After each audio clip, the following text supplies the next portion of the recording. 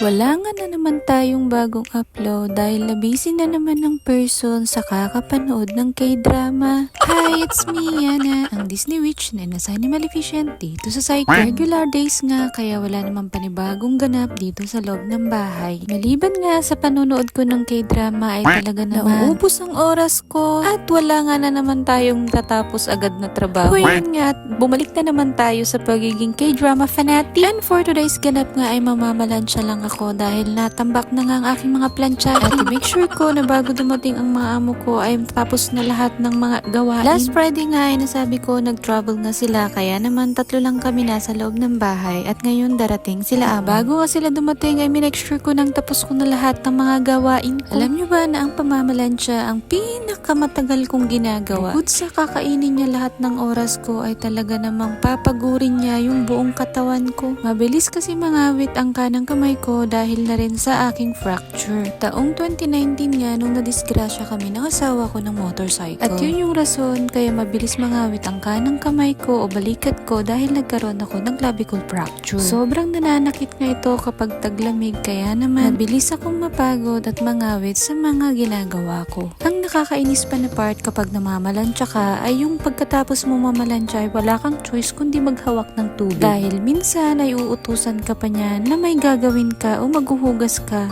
o di kaya maglalaba ka o mag-handwash ba. Wala naman akong choice kundi sundin ang utos. Yung mga damit naman ng amo kong lalaki ay madali lang naman siyang plancha. Dahil hindi naman siya ganun kaarte kaya okay lang kahit may linya sa may sleeve na part ng damit niya. Bali sa mga damit nga ng amo kong babae, ako masyadong nahihirapan at natatagalan. Bukod sa napakaselan niya sa pamamalansya ay talaga naman dapat walang mintis. Wala talagang maiiwan na kahit na anong guhit sa damit niya kundi mauulit at mauulit. Buti na lang ay naisipang bumili ni amo ng steamer kaya naman yung ibang mga damit na paplantsahin ko ay gini-steam ko na lang. Pero kahit ini-steam ko talaga naman hindi pwedeng may linya o kahit na anong, alam mo yun, error. Basta hindi ko alam kung paano siya sabihin pero talagang napakasela ng amo kong babae sa plancha. Kaya naman take time talaga ako sa pamamalansya kundi mauulit at mauulit pa rin. Pagka nga naman may nakita siyang isang linya ay talaga namang uulitin mo yan. Pero dahil wala naman tayong choice ay talaga namang uulitin natin dahil nga nag-squeegee sila sa loob ng cabinet niya. Bukas nga ay siguradong marami na naman akong tambak na labahin. At ang nakakainis na part at yung mga damit ni amo kong babae ay hinahandwash ko. Yung mga nilalagay lang sa washing machine ay yung mga pambahay na damit niya. Mostly kasi na pang-alis niyang damit o pang trabaho ay talaga namang handwash lahat. Kaya naman pagkatapos ko mamalansya ay talagang makakatapos na naman ako ng 2 o 3 episode. Nagiging K-drama fanatic na naman tayo at talagang tinatamad na naman akong mag-upload. Okay lang tamarin sa pag-upload, wag lang tamarin sa trabaho kay